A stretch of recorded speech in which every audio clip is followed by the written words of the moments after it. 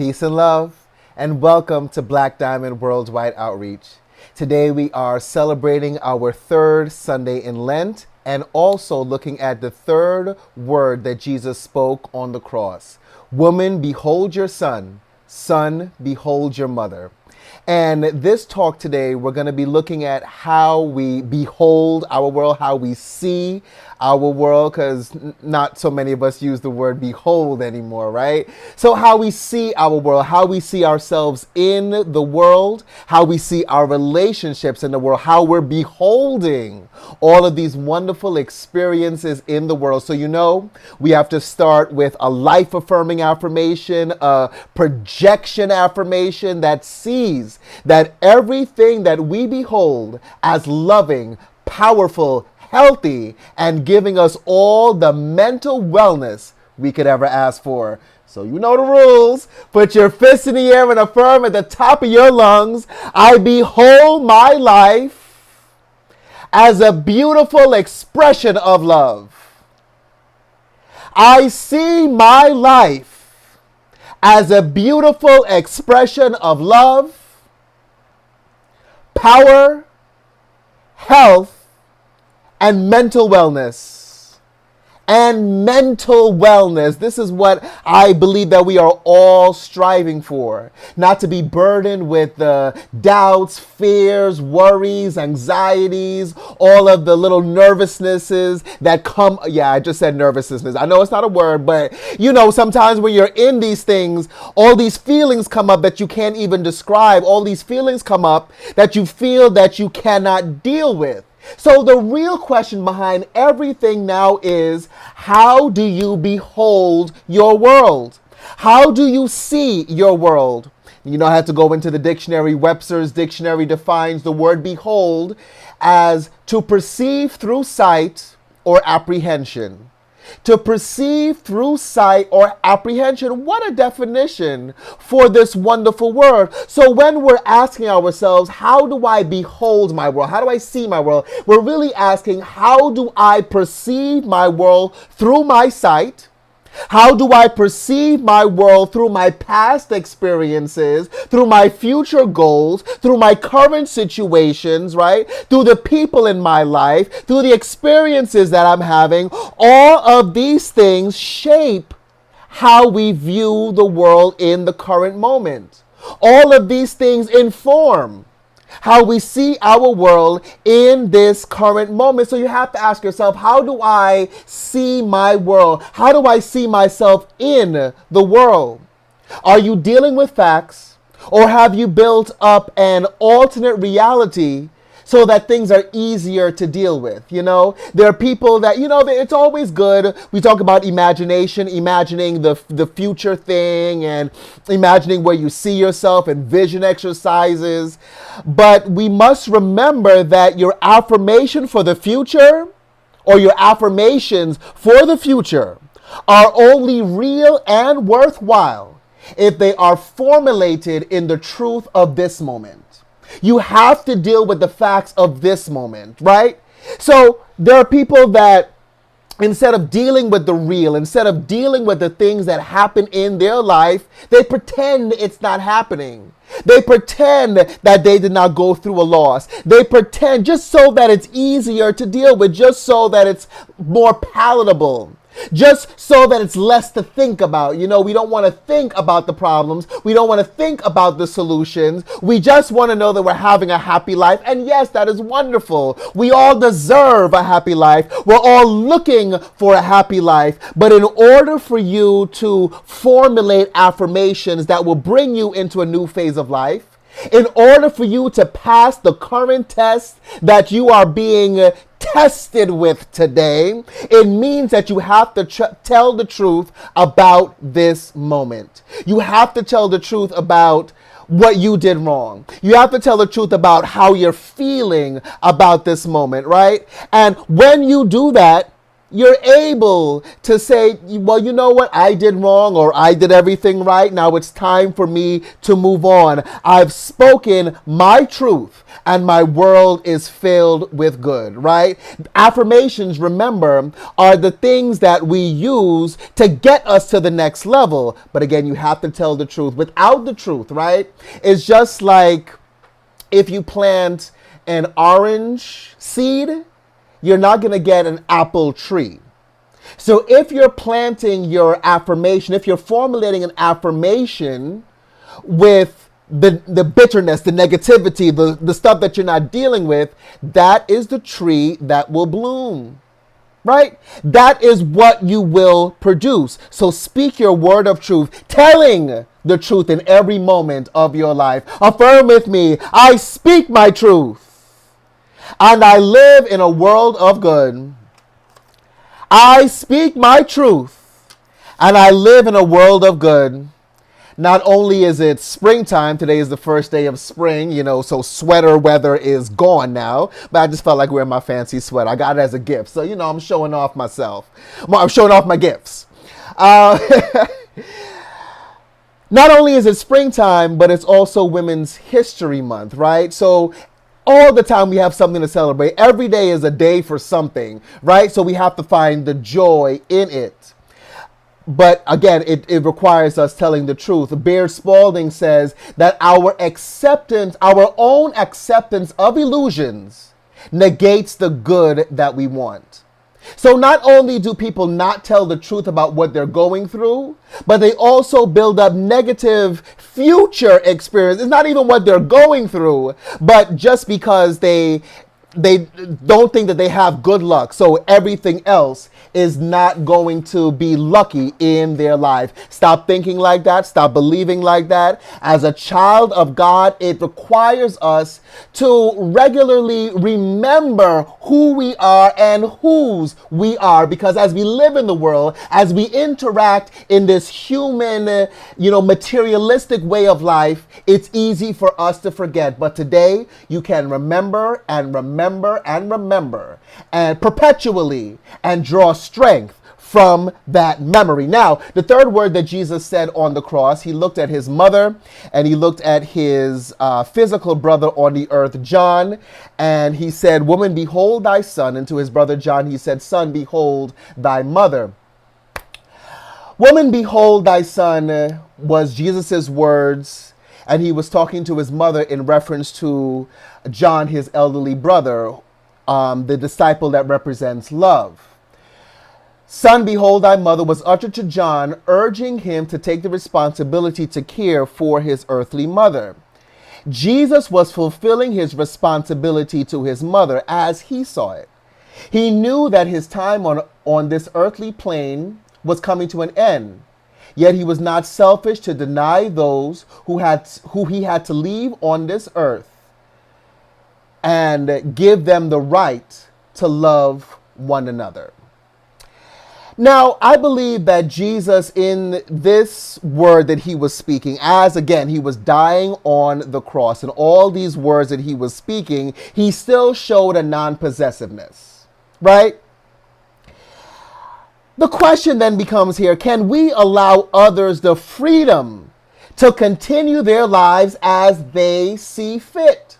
Some of us have not gone through, thank God, the horrors that Jesus went through, right? Some of us have not been. I would venture to say, I don't like to generalize, but I would venture to say that no one listening to this video right now has ever been crucified or left for dead, right? Otherwise we wouldn't be here, right? So we still have this moment, but we go through different experiences in our lives, different phases in our lives where we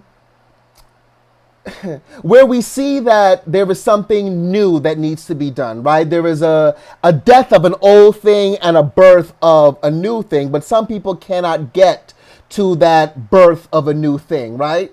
And also cannot bring the people in our world into this new thing, right? We cannot bring negative people into our positive experiences.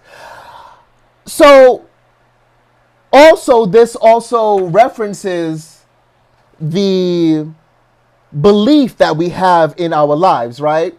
Can we allow people to live their lives as they choose to, right? If we choose not to bring that into our world, can we let people go?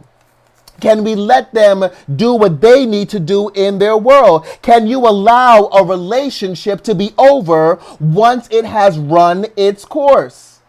There are so many people that are accustomed to an experience. They're accustomed to people, whether they bring them bad or good. They're accustomed to places that are not bringing necessarily their good in their world, but because they're accustomed.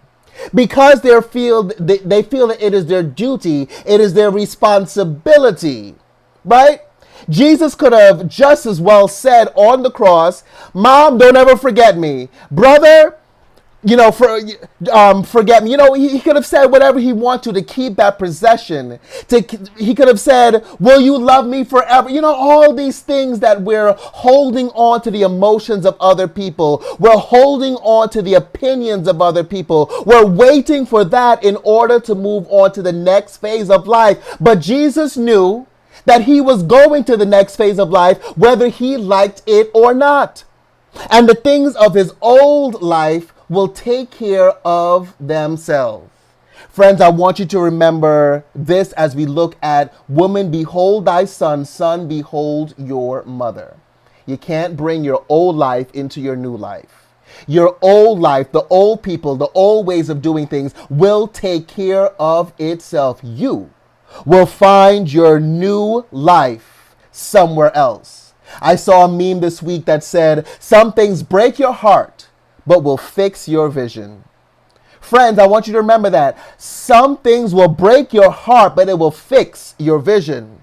So if you're going through a divorce or a breakup with a friend or a loved one, if that job is no longer available to you, if your income is kind of waning, if you just see a distance from your good and yourself, from the good of life into your real life, that loss that you are experiencing, the misinformation that other people are bringing into your world. There's a lot of that going on in the world, the misinformation. Some people are radicalized even before the last, let's say, 5-6 years that we've been dealing with the craziness in America and the leadership and the misinformation that is still being perpetuated in our society. But there are people that have been radicalized into terrorist groups. What do you do when people that you love are not thinking the way that you do, or do not have the same moral ground that you do? What do you do when you experience the loss of someone, the loss of a relationship, the death of someone, the insensitivity of someone? What do you do then? You know that you can overcome. You know that even with a broken heart, even with the pain that you may experience in this moment, there is still peace in you. There is still love in you. Not only are these attributes still in you, they are you. That wherever you go, you can fix yourself just like you're walking around with some heavy duty crazy glue. Yes. You can fix your heart regardless of the situation. You can allow people to be who they are. Our parents, our children. We can release the possessiveness that we have over people, over the experiences. And if they can come with us in the new experience, wonderful. But if they can't, you have a work to do in your life. It's not that you don't love these people anymore, or you hate these people now because they're not. No, you still give out that love, but you have more to do. You have more to see in your world. You can say to your world, "I overcome the heartbreak. I overcome the depression. I live in peace and love." Fist in the air, top of your lungs. I overcome the heartbreak of any moment. I overcome the heartbreak of any moment. I live in peace. I live in love. Live in peace, live in love always. Remember, as we're doing this, as we're going into the outside world, remember to be sensitive to the needs of others, right? This is what Jesus was doing too. Not only was he being non-possessive and saying, "Woman, behold thy son, son, behold thy mother," he was looking at the needs of these people. He knew that his mother was going through this difficult time in her life, that his brother was going through, but he was giving them the assurance like, don't worry about me, you still have more life to live on this earth. So this is how we deal with the losses in our life. We realize that this is the moment that we have been brought to. This is the moment, this is the test that we have been given, and we will pass every test. We will find the strength for everything. So it means that we can be sensitive to the needs of others. Everyone accept things as they see them, right? As we look through the eyes of peace and love, that is what we see. But we also have to remember that other people are not looking through the eyes of peace and love. Other people weren't lucky enough to have this motivational message today and to remind themselves that within them is the source of peace and love. And so therefore, everyone processes and interprets information as they can, as they are able to process the information. When I look at the ritual of communion that Jesus did, during the Last Supper, he broke the bread, right? He poured the cup from one chalice, right? Jesus broke the bread, symbolizing truth. We cannot accept everything in the world all at one time. It must be broken down to us. So your spirituality may not be mine and may not be another person's, but as we work with the sensitivity of God, as we work with the love and peace of God, we are able to say, you know what? That is okay. People will come to their realizations whenever they come to it. We know better, so we are doing better. When we look at this story, Mary was losing a child. John was losing a brother. It's all about perception, isn't it? They were both going through the same thing. They were both losing Jesus. That is the base of it, right? They both were losing Jesus, but Mary was losing a child.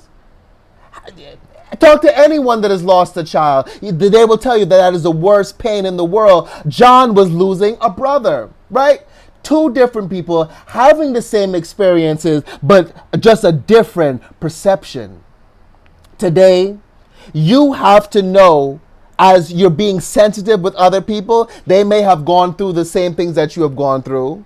They may have seen the same things that you have. They may have grown up in the same neighborhood, gone to the same school, but their perception is different. If they knew better, they would do better. If they knew that the God within them is so powerful, they would work with that entity every day of our lives. But we are working higher than that. We are working better than that. Just like Michelle Obama says, when they go low, we go high. When other people are low in consciousness, we are high in God. We know better, so we do better. So we give out better energy. And our energy is so strong. Again, we're in March, the month of strength. As we work with this strength, we know that even with the negativity that is coming to us, even with the people that is coming to us to bring us down, our spirit, our love, our peace is so strong because we have made the decision to retain that peace, to retain that love. So it is like, what's the song? I came in like a wrecking ball. I forget who sings that. Whoever, y'all know the songs. I came in like a wrecking ball. When the doubt comes, the fear comes, you come in like a wrecking ball with your peace and love and break down the walls of negation and build up the consciousness of love. Fist in the air, top of your lungs. I have decided to retain peace and love in my world. Today you are making the decision, you stick with it. You stick with it and know that wherever you go, whatever you do, yes, there is a retention of peace. There is a retention of love in your world, and you move with that always. Now listen, not every day you get up, you're going to feel like peace, like love, but it is within you. I always say, give yourself a day, because sometimes these experiences come and just knock us off. I know all about that. Even with all these messages that I'm doing, there are some times where I just feel knocked off. Sometimes you just have to cry and purge and let it out. Sometimes you just have to hit something. You go to a kickboxing class and you just beat the mess out of a punching bag. You know, I've seen people, and I've done it before. I am not scared to admit that I've gone to the gym on a bad day and hit the punching bag and just started crying just because I needed to get those emotions out. And this is what I'm imploring each and every one of you to do today. Find your outlet. Find a way to get it out.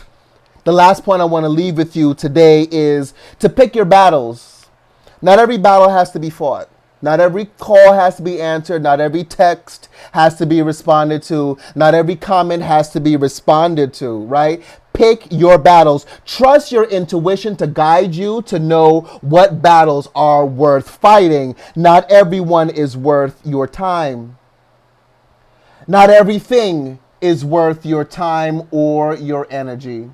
The most successful people know when to fight and know when to let go. There's a song by, I forget now. Oh, man, it's one of my favorite. You got to know when to hold them, know when to fold them, know when to walk away. I know it's a country singer, Willie Nelson. Know when to hold them, know when to fold them, know when to walk away. Now, I think he was talking about playing poker, but we can relate it to what we're talking about here today. Trust your intuition to know which battles to fight and know that you are fighting every battle and winning every battle that you need to win in your life. Our Keeper True Lent word today is on conservation. It reminds us not to waste our substance. Friends, don't waste your thoughts on a negative self-image. You look in the mirror, you see God. God is not ugly. God is wonderful. God is beautiful. God is you in that very mirror. So don't waste your thoughts. Don't waste your thought energy on a negative self-image. Don't waste your words on negative experiences. Don't waste your actions on negative people. Don't waste your energy on the haters. You are a child of God. You are a child of love, a child of peace, a child of goodness. You are your responsibility. Whatever people come with, you are your responsibility. So therefore, it means that you are the only one that can set your world to where you need it to go. Accept that responsibility. Accept that power in you and live like you know that you are truly a child of a living God. Put your fist in the air and affirm this last affirmation with me.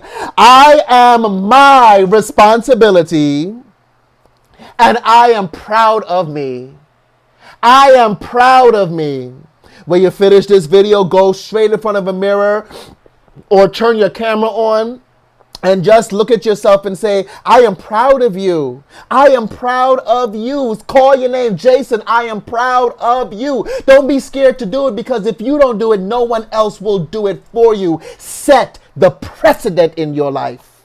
Set the mission, the road that you are being guided on, the road that you are on towards a great self-discovery. So that in every way and in every day you can say, I love me. Say with me, I love me. I love me. And hug yourself. I love me. Yes. Friends, I want to thank you for visiting us here at BlackDiamondWorldwide.org. I know we had a lot of technical difficulties today on my end. That's okay. God is in charge and all is well. But I still want to thank you for visiting us here at BlackDiamondWorldwide.org. Please remember to follow, like, share, and comment on our Facebook and Instagram pages at Black Diamond Worldwide Outreach. This month, we are celebrating some great women, so you can go online to our website and see all of the women that we are honoring for Women's History Month. And we also share encouraging quotes and affirmations throughout the week. Just remember to always keep that love within yourself and know that you are worth it. I love you. Be blessed.